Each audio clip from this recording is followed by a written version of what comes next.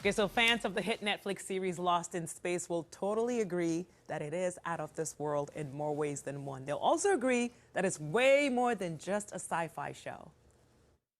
I grabbed this before it fell. No.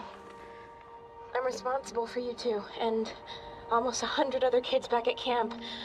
Dad would not want me to... Dad's not here right now. Okay, I really wish he was, but he's not. And for the last year, I have been so mad because I blamed you for being the reason that we had to leave. And I didn't realize that you were just looking out for me. Oh, Penny, even with all the machines and robots in the mix, Lost in Space has a lot of heart. And Penny Robinson easily stole the hearts of the millions and millions of fans around the world who love the show. And joining us today is the talented young lady that makes Penny shine. Please welcome the amazing Mina Sundwall.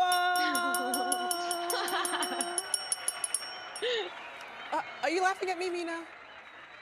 No, that was the warmest welcome. Thank you so much. I figured, I always tell myself, what would Oprah do? That's how she announces. She goes like, well, you get a car, everybody gets a car. So that was my Oprah for you. Perfect, I appreciate it. Thank you. So you appreciate and you approve. Oh, I love you. And everybody loves Penny, Mina. Decider even called her the best Robinson. So what have you loved most about bringing Penny to life for these 3 seasons? Oh, I love so many things about her. I think from the beginning, the thing I've loved the most is that she doesn't put up a front in any way just for the sake of fitting in. She is the oddball in her family. She's, you know, the writer in a family of rocket scientists and doctors, but she doesn't fake who she is, even if it would be easier. And that kind of led her on her own hero's journey this season. So I love that a lot. Oh, okay. So when did you get a role like this, like a show like this, which had its original version in the 60s? Then there was a Lost in Space film in 1998, I believe, and you have fans from different decades joining in on the fun and on this journey, out of this world journey, if I might say. So how much of the other versions did you have to check out? I watched, when we went into doing season 1, I watched the original show and then I watched the movie at some point before we started filming.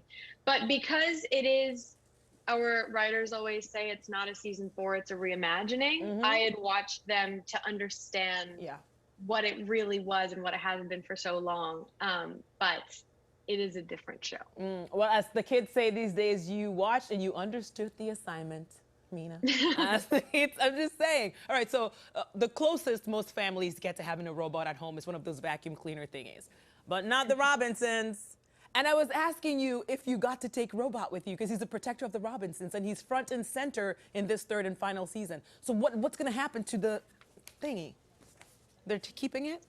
Well, I mean, I hope so. He's done. I think he deserves it at this point. I think, well, at the end of the season, you know, Robot and Will are going off on adventures and they're exploring new things. I'm sure at some point they'll find something catastrophic and we'll all have to reband and fight that as well. But for right now, you know, I think they're on their own adventure. But I think the Robinsons would keep him. He's deserved it. Right? Okay, so here's the deal. I already asked you before because, you know, you're a professional actress, professional stalker over here. You're a New Yorker, and I know, so you're back home for the holidays? So so you're gonna, after the holidays, you're gonna go off to do your Hollywood and acting thing. So, but what are you doing now that you're relaxing? What do you do to relax? Where do you hang out? Be specific so I can show up by accident. I'm doing nothing. Really? I am very much not leaving my couch.